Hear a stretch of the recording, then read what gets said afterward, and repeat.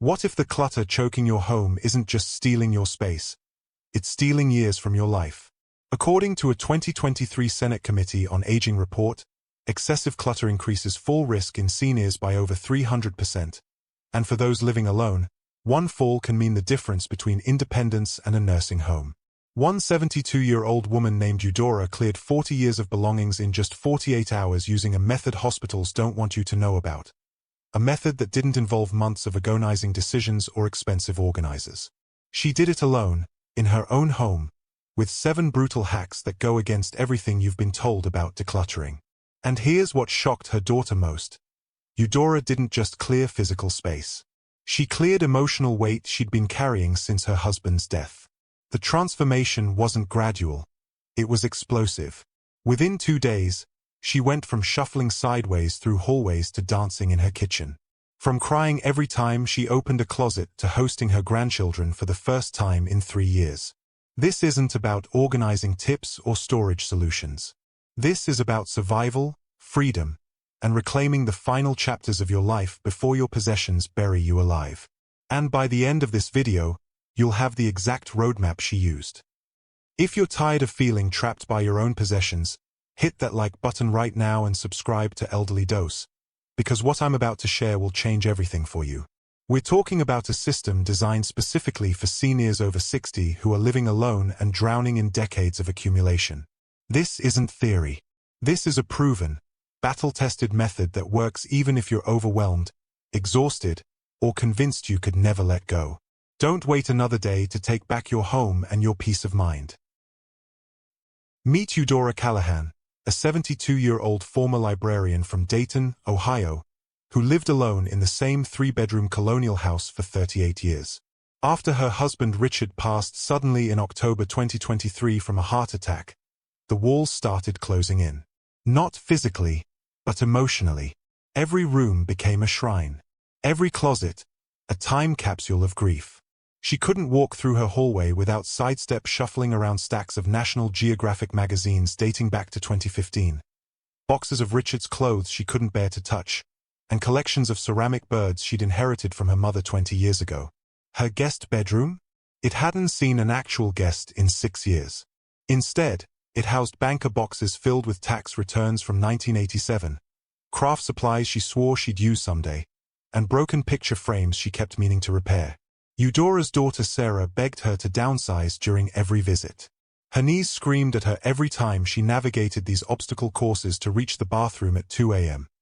A journey that should have taken 10 seconds but stretched into a perilous 2-minute expedition through shadows and memories.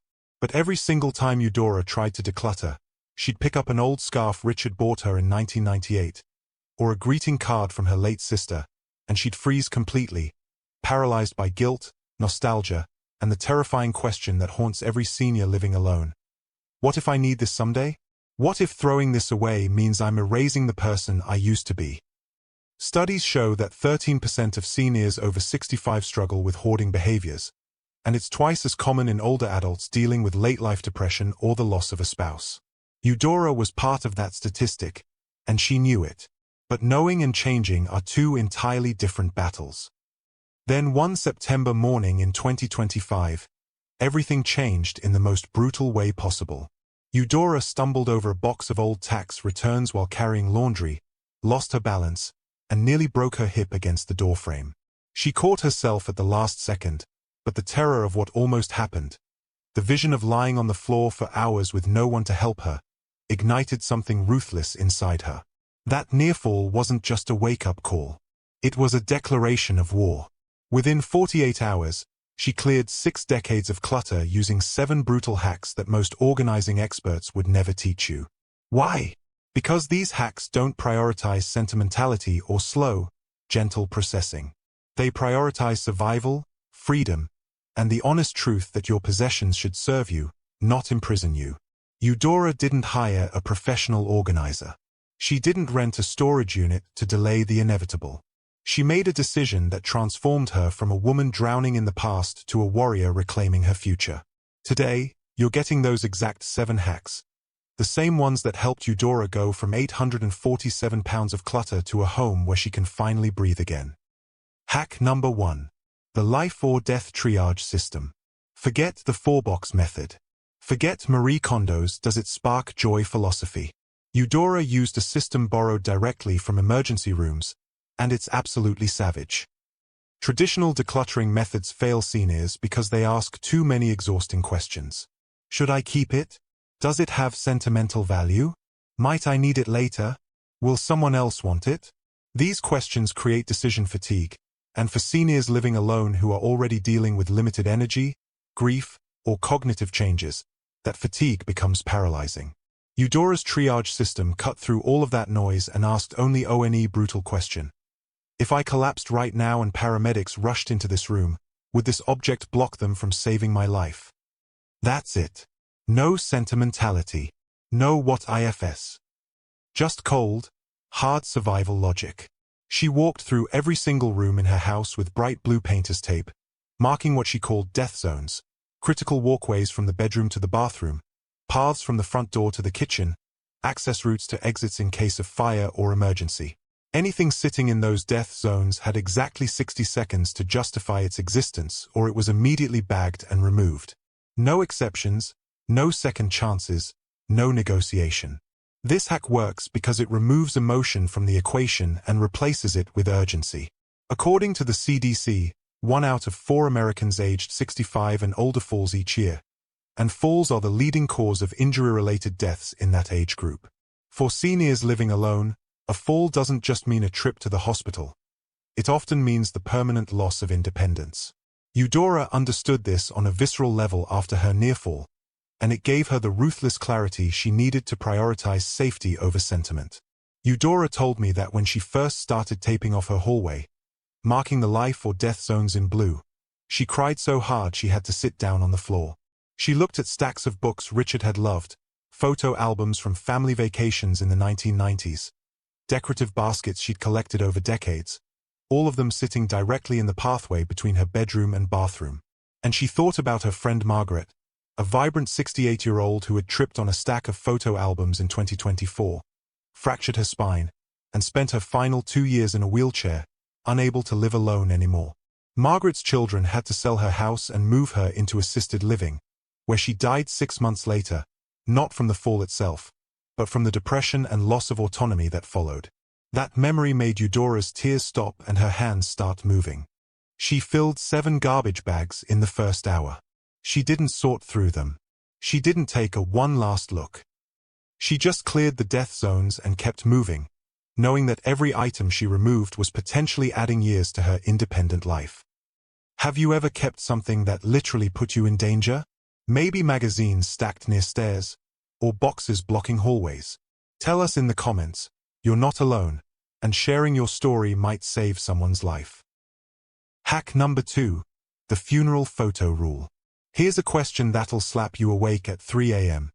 If you died tomorrow, what would your kids photograph for your funeral slideshow? Would it be you standing next to that chipped vase?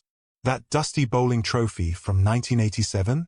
That hideous sweater you wore exactly once in 2003? Eudora kept asking herself this brutal, unflinching question for every single sentimental item she picked up on day 2 of her 48-hour decluttering sprint. She held each object, a decorative plate from a vacation in 1995, a broken music box her mother gave her, a set of fancy china she'd used twice in 40 years, and imagined her funeral. Would her grandchildren choose a photo of her holding this plate? Would her daughter cry looking at this music box? Or would she just feel relieved she didn't have to deal with it? Would anyone at her memorial service remember her for owning 47 decorative items collecting dust on shelves? Or would they remember her laugh, her stories, the way she made the world's best apple pie? If the answer was no, if the item wouldn't make the funeral slideshow, wouldn't capture who she truly was, wouldn't represent the legacy she wanted to leave, it went straight into the donation pile. No exceptions. No second guessing. No, maybe I should keep it just in case. This hack is psychologically powerful because it cuts directly through what researchers call hypersentimentality, a condition where seniors with hoarding tendencies view possessions as extensions of their identity and self-worth. According to a 2024 study on hoarding in seniors, this attachment intensifies after the loss of a spouse or during periods of social isolation, which described Eudora's situation perfectly. But the funeral photo rule reframes the question from what do my possessions say about me, to what do I want people to remember about me? And the answer is never about things. It's always about experiences, connections, love, and the person you were when you weren't buried under clutter. Eudora kept exactly 2 items from Richard's entire collection of belongings: his reading glasses, which still sat on his nightstand, and his favorite oversized coffee mug with a faded logo from a 1992 fishing trip. She donated 14 boxes of his clothes, his golf clubs that hadn't been touched in 5 years, his coin collection that no one in the family cared about, and shelves of books he'd never finished reading. When her daughter Sarah saw what she'd kept, she started crying, not from sadness, but from recognition. "Those glasses and that mug," Sarah said, "that's Dad. That's actually him." Eudora told me later, "I don't need his shirts to remember his smell. I don't need his trophies to remember his victories. I need the space to breathe without crying every time I open a closet. I need to honor who he was, not what he owned. And those 2 items do that better than 14 boxes ever could." That moment of clarity changed everything. It wasn't about erasing Richard. It was about keeping him alive in ways that mattered. What's one item you're holding onto that your loved ones would never actually remember you by? Be honest in the comments. It's freeing, and you might inspire someone else to let go too. Hack number 3, the stranger buyback test. If a complete stranger walked up to you right now, handed you a crisp $20 bill, and offered to buy back an item you just donated, would you take the money or would you desperately demand the item back? Key points. On day 2 of her Ruthless 48-hour decluttering marathon, Eudora used this psychological test on every single item she felt even slightly hesitant about releasing. The process was simple but devastatingly effective. She'd hold the item, close her eyes, and vividly imagine a friendly stranger standing in front of her with cash in hand saying, "I'll give you $20 right now to keep this, or you can let me have it and walk away with the money. What's your choice?" Then she'd sit with that question for exactly 10 seconds. No more, no less, and make an immediate decision. No overthinking. No spiraling into what-if scenarios. Just a gut-level choice, money or object. What she discovered shocked her. 90% of the time, she took the imaginary cash without hesitation. Why? Because the real value wasn't in the object itself. It was in the freedom, the space, the mental relief that letting go represented. The $20 became a symbol of liberation, and suddenly, items that had felt too important to donate revealed themselves for what they really were. Anchors weighing her down. This hack destroys the most common lie seniors tell themselves: what if I need it later? Because here's the truth: if you wouldn't pay actual money to keep it right now, you don't really want it. You're just afraid of change, afraid of making the wrong choice, afraid that letting go means admitting you wasted money when you originally bought it. The stranger buyback test exposes those fears and replaces them with clarity. Studies on decision-making show that introducing a concrete financial element, even an imaginary one, helps people assign realistic value to possessions rather than inflated emotional value. For seniors who grew up during times of scarcity or economic hardship, this method respects their financial mindset while still facilitating necessary decluttering. Eudora tested this method with a bread-making machine she'd received as a gift in 2010 and used exactly twice in 15 years. It was expensive when purchased, over $150, and for years, she kept it because throwing it away felt like admitting she'd wasted her friend's money. But when she imagined the stranger offering her $20 for it, she laughed out loud and said, "Take it, please." She bagged it immediately and donated it to Goodwill that same afternoon. 2 weeks later, completely by chance, she saw a young couple post on a local Facebook group about making their first homemade bread together, and there was her bread machine in the background of the photo. They'd found it at Goodwill, bought it for $12, and it had become part of their weekly Sunday tradition. Eudora sent them a message saying, "That was mine. I'm so glad it finally has a purpose." The couple invited her over for fresh bread and coffee, and that connection, that human moment, meant more to Eudora than the machine ever had sitting unused in her cabinet for 15 years. She told me, "The machine didn't matter until it mattered to someone. Now it's part of their love story, and I got to be part of that." That's worth way more than $20. Would you honestly take $20 cash for that thing currently sitting in your garage, attic, or spare room right now? Comment below with what it is. Let's hold each other accountable. Hack number 4. The energy ledger. Every single object you own is either actively giving you energy or actively draining it. There's no neutral. And at 72 years old, living alone, Eudora didn't have energy to waste anymore. So she started keeping score with ruthless honesty. At 72, Eudora's physical and emotional energy wasn't unlimited anymore. Nobody's is, but especially not for seniors living alone who are managing their entire household without help. So she created what she called an energy ledger, a brutal inventory system where every possession had to answer 3 questions. Does this item actively give me joy when I see or use it? Does it serve a current, practical purpose in my daily life? Does it make my life physically easier or safer? If an item couldn't clearly answer yes to at least one of those questions, it was classified as an energy thief, something that took more than it gave. And energy thieves got zero mercy. She applied this method systematically, room by room. When she came to her collection of 23 decorative plates displayed on shelves in the dining room, she asked the 3 questions. Joy? No. She barely noticed them anymore. Purpose? No. They were purely decorative. Easier, safer? No. They required regular dusting, physical energy out, displayed memories of relatives who'd passed away which made her sad, emotional energy out, and served absolutely zero function, energy out. Total score, energy drain. Gone in 10 minutes. All 23 plates donated. When she evaluated her grandmother's handmade quilt, the one she wrapped herself in every single evening while reading, the answer was immediate, massive energy in. It gave comfort, warmth, security, and connection to her grandmother's memory in a positive way. She kept it without hesitation. This method is specifically critical for seniors living alone because, according to a 2025 study from Columbia doctors, 42% of seniors with memory decline need help with household tasks, and managing excessive belongings becomes genuinely dangerous when energy is limited. Every object you keep requires energy to maintain, clean, organize, remember, and navigate around. And when you're living alone, every bit of energy you waste on meaningless possessions is energy you can't use for actual living.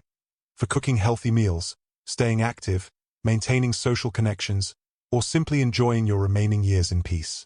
Eudora kept her grandmother's quilt because wrapping herself in it every evening while reading gave her genuine comfort, warmth, and a sense of connection that felt life-affirming, energy in. But she donated 12 other quilts, beautiful, well-made quilts, that had been stacked in a closet for over a decade, never used, just taking up space and making her feel guilty every time she saw them. She said something that stuck with me: I'm not a museum. I'm not here to preserve and protect objects for future generations who probably don't want them anyway. I'm a 72-year-old woman trying to live my final chapters in peace, and every object I keep should earn its place by serving me, not the other way around. When she donated those 12 quilts to a homeless shelter, she got a thank you note with photos of people wrapped in them, staying warm during cold nights. Suddenly, those quilts went from energy drains in her closet to energy givers in the world. She framed that photo and hung it in her newly cleared guest room. A reminder that letting go doesn't mean things become worthless. It means they find their true worth somewhere else. But here's the twist nobody talks about. Most decluttering advice tells you to focus on the objects. Eudora focused on herself. She asked, do I have the energy to keep caring for this? And when the answer was no, she gave herself permission to let it go without guilt. That shift, from object-focused to self-focused, is what made this method revolutionary for her. What's currently draining your energy right now? Name one thing in the comments. Could be an object, a room, a collection, and let's talk about it honestly. Hack number 5. The 48-hour scorched earth. Sprint. Eudora didn't declutter gradually over months like every organizing expert recommends. She declared total war on her clutter and gave herself a battlefield deadline: 48 hours. No mercy. No retreat. No excuses. Research consistently shows that seniors who attempt to declutter slowly, tackling one drawer per week, one closet per month, often quit entirely due to decision fatigue and overwhelming emotional exhaustion. The process drags on so long that it becomes a constant source of stress rather than relief, and many seniors give up halfway through, leaving their homes in even worse chaos than before. Eudora knew this. She tried the slow and steady approach 3 times in the past 2 years, and each time she'd made it about 2 weeks before abandoning the effort entirely, feeling defeated and even more hopeless. So this time, she went nuclear. She picked a weekend, cleared her calendar completely, called her daughter Sarah for accountability and support, and scheduled a donation truck to arrive Saturday morning at 9 a.m. That truck appointment wasn't just logistics, it was a psychological weapon. It created urgency, a hard deadline, and eliminated the option to back out or delay. She had exactly 48 hours from Friday morning until Saturday evening to fill that truck, and everything that didn't make the cut had to go. No storage units. No maybe later piles. No safety nets. This scorched earth sprint method works because it doesn't give your brain time to second-guess every decision, spiral into overthinking, or romanticize objects that don't actually serve you. You become a decluttering machine operating on adrenaline, momentum, and sheer determination. The speed itself becomes liberating. There's no time to sit on the floor crying over every photo album, so you make quick, intuitive decisions and keep moving forward. Eudora set timers, 20 minutes per room, 5-minute breaks between, no exceptions.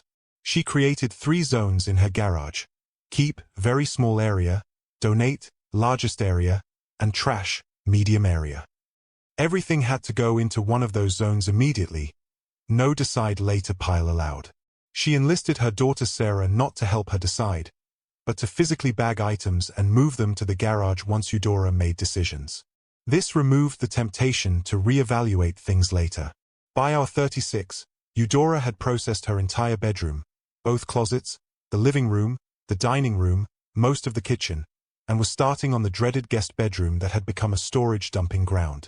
She was exhausted, emotionally raw, physically sore, but she was also experiencing something she hadn't felt in years: momentum, progress, the visual proof that change was actually possible. By hour 36, around 5 p.m. on Saturday afternoon, Eudora hit a wall, not just physically, but emotionally. She found her wedding album buried under boxes in the guest bedroom closet, and she sat down on the floor with it, sobbing so hard she couldn't breathe. Sarah found her there 20 minutes later, album open to photos from 1974. Eudora's face streaked with tears, surrounded by piles of stuff that suddenly felt impossible to sort through. Sarah didn't rush her. She didn't say, "Come on, we're on a deadline." She sat down next to her mom on that dusty floor, put her arm around her, and they looked at the photos together in silence. Then Sarah said something that changed everything. "Mom, keeping the album doesn't mean keeping the boxes of napkins and centerpieces and table decorations from the wedding that are sitting in the attic. You can keep the memories without keeping every physical thing. That's allowed." Eudora laughed through her tears, actually laughed, because the centerpieces had been in the attic for 51 years and she'd completely forgotten they existed until that moment.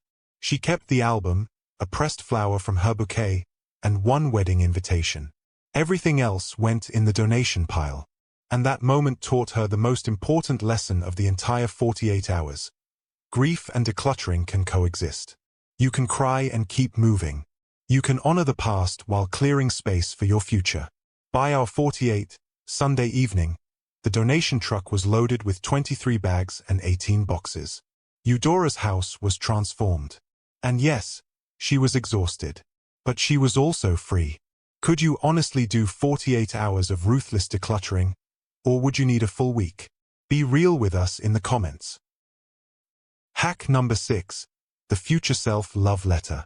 On the morning of day 2, before she'd even had her coffee, Eudora did something that most decluttering advice completely skips over, and it changed everything about her motivation and decision-making for the rest of the process. She sat down at her kitchen table with a pen and paper, and she wrote a detailed, heartfelt letter to her 80-year-old self, the woman she'd be in 8 years if she stayed healthy and independent. In that letter, she described in vivid, sensory detail the home she wanted her future self to live in. She wrote, I hope you're living in a house with wide-open walkways where you never have to worry about tripping or navigating around obstacles. I hope you have a cozy reading nook by the window where sunlight pours in and you can read for hours without dust or clutter making you sneeze. I hope you can invite your great-grandchildren over without feeling embarrassed about the mess. I hope you have space to move freely, dance in the kitchen when your favorite song comes on the radio, do gentle stretches in the living room, and walk from room to room without fear. I hope you're not trapped by your possessions. I hope you're living lightly, joyfully, surrounded only by things that serve you and make you smile. She folded that letter, kept it in her pocket, and every single time she hesitated on an item, every time her brain said maybe I should keep this just in case, she pulled out that letter and reread it. Then she'd ask herself one question: does keeping this item bring me closer to the home my future self deserves? Or does it keep me trapped in the chaos my current self is drowning in? The answer became immediately clear almost every time. This hack is psychologically powerful because it shifts your entire perspective from loss-focused to gain-focused. Instead of thinking I'm losing this item, you start thinking I'm gaining the life I actually want. Behavioral psychology research shows that humans are more motivated by clearly visualized future rewards than by avoiding present discomfort. And Eudora's letter created that tangible future reward in her mind. It wasn't about punishment or force. It was about love. She was decluttering because she loved her future self enough to give her a better life. That reframe eliminated guilt and replaced it with purpose. Eudora's letter included one line that made me cry when she read it to me months later. Dear 80-year-old me, I hope you're still dancing in the kitchen to Aretha Franklin. I'm clearing the floor right now so you have room to move when your favorite song comes on. I'm doing this for you. I love you. You deserve wide open spaces and zero obstacles between you and joy. She told me she cried writing that sentence, but then something shifted. She looked around at the clutter, and instead of seeing precious memories, she saw obstacles standing between current her and future her. She saw barriers blocking the 80-year-old woman who deserved to dance freely. And that image, that love for her future self, fueled her through the hardest moments of decluttering. She cleared 3 entire rooms in 4 hours after writing that letter, working faster and more decisively than she had all weekend. When I asked her what changed, she said, I stopped decluttering for other people, for my daughter, for safety, for appearances. I started decluttering for me, for the woman I still want to become. And that made all the difference. What would you tell your future self? What home do they deserve to live in? Share your thoughts below. We'd genuinely love to hear your vision. Hack number 7. The Gratitude Goodbye Ritual. Here's the secret ingredient that made Eudora's 48-hour decluttering blitz actually stick long-term instead of relapsing back into chaos. She didn't just toss items like garbage. She honored them. She said goodbye. She practiced gratitude even as she let go.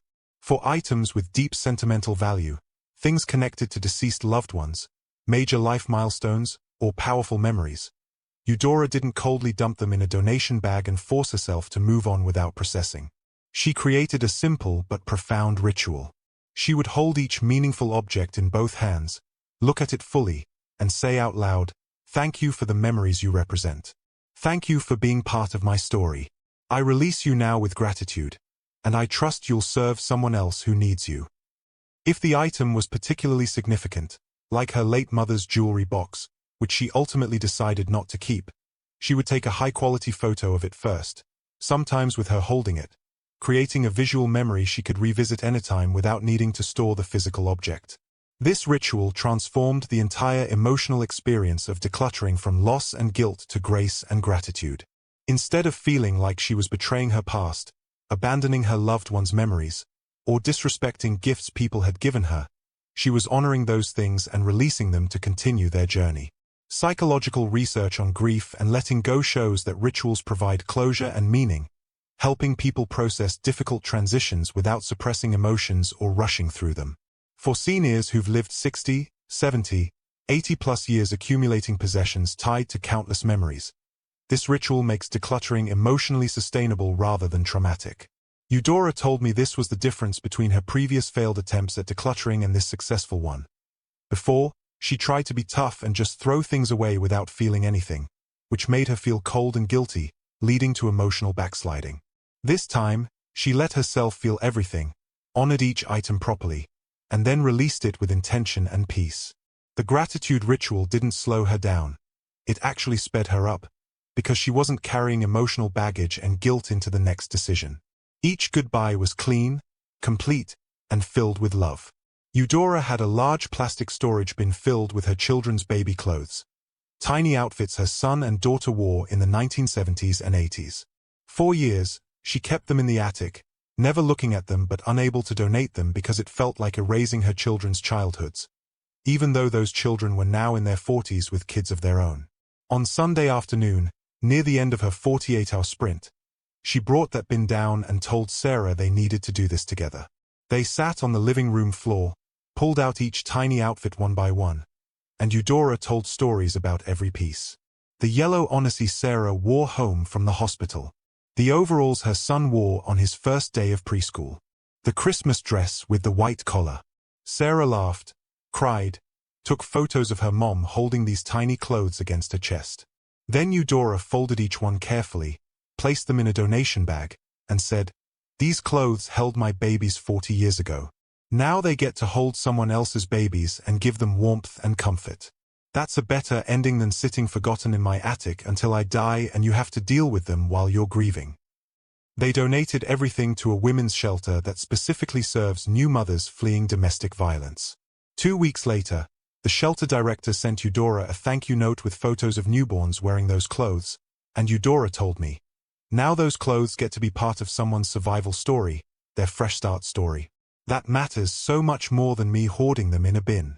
I didn't erase my children's memories. I created new memories for other families. And every time I look at those photos, I feel proud, not guilty." How do you say goodbye to meaningful items? Do you have a personal ritual? Or does it feel impossible?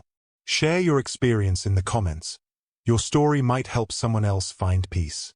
48 hours after her near fall, the terrifying stumble that could have ended her independence permanently, Eudora Callahan stood in the center of her living room and cried. But this time, the tears weren't from grief, overwhelm, or despair. They were from pure, overwhelming relief. She'd cleared 847 pounds of clutter from her 3-bedroom house, donated 23 bags of clothes, linens, and household items, filled 18 boxes with books, kitchenware, and decorations for Goodwill, recycled 14 boxes of old paperwork, magazines, and documents, threw away 3 bags of genuinely broken, unusable items she'd been keeping just in case. And for the first time in over a decade, she could walk from her bedroom to the bathroom in complete darkness without fear of tripping, stumbling, or breaking a hip. That freedom, that simple, profound ability to move safely through her own home, brought her to her knees with gratitude. Her daughter Sarah said the change wasn't just physical, though the physical transformation was stunning. It was emotional and spiritual. Eudora started hosting family dinners again, something she'd stopped doing years ago out of embarrassment about the clutter. She started painting watercolors again, setting up an easel in the newly cleared guest room that now had space and light. She started taking daily walks around her neighborhood and inviting neighbors over for coffee. She started living again instead of just existing among piles of the past. The clutter wasn't just taking up physical space in her home. It was taking up life itself, consuming the energy and possibility that should have been flowing through her final chapters. Sarah told me, "I got my mom back. Not the mom from 20 years ago, but the mom who's present, engaged, and actually enjoying her life. I didn't realize how much the clutter was suffocating her until it was gone." 3 months after that 48-hour decluttering sprint, Eudora sent me a photo that made me tear up. It was her reading nook, the exact space she'd described in her future self love letter. She'd created it in the corner where her late husband Richard's old office used to be, filled with his dusty trophies and unused equipment. Now it held a comfortable chair positioned by the window, a small bookshelf with her current reads, a soft lamp, and her grandmother's quilt draped over the armrest. Sunlight poured in through spotless windows. The floor was completely clear. And there was Eudora, sitting in that chair with a book and a cup of tea, smiling wider than I'd ever seen. The photo caption read, "Turns out, letting go doesn't mean forgetting. It means making room to remember the good parts without drowning in all the rest. I can think about Richard every single day and feel love instead of suffocating sadness. That's the gift I gave myself. And here's what Eudora wants every senior living alone to know. She asked me specifically to include this message. You don't need permission to create space. You don't need to wait for a crisis or a fall or your children begging you to downsize. You don't need to feel guilty about letting go of things, even if they were gifts or belonged to people you loved. You just need to decide, truly decide, that your future matters more than your clutter, that your safety matters more than sentiment, and that living fully in your remaining years matters more than preserving a museum of your past. Those 7 hacks worked for her. They can work for you too, but only if you make the decision and take the first step. If Eudora's story hit you somewhere deep in your chest, if you saw yourself in her struggle, her transformation, or her courage, do me a favor right now. Hit that like button and share this video with someone who desperately needs to hear it today. Maybe it's a friend who's living alone and drowning in belongings. Maybe it's a parent who's been talking about decluttering for years but never starts. Maybe it's a sibling, a neighbor, or honestly, maybe it's you looking in the mirror. This isn't just another decluttering video. This is a proven, senior-specific system that actually works even when traditional methods fail. And here's what I want you to do next. Drop a comment below right now telling us the ONE room you're going to tackle this week using these 7 ruthless hacks. Not someday. Not eventually. This week. Name the room. Commit publicly. Let this community hold you accountable, support you, and cheer you on. We're all in this together, and your comment might be the push someone else needs to finally start their own transformation. Subscribe to Elderly Dose for more life-changing strategies, emotional support, and practical advice designed specifically for seniors over 60 who are ready to reclaim their freedom, their space, their safety, and their peace in these precious final chapters. Remember, and please write this down if you need to, you're not throwing away your past. You're building your future. You're not dictionarying memories. You're making space to actually live them. You're not giving up. You're choosing yourself. Now go make it happen. Your future self is counting on you.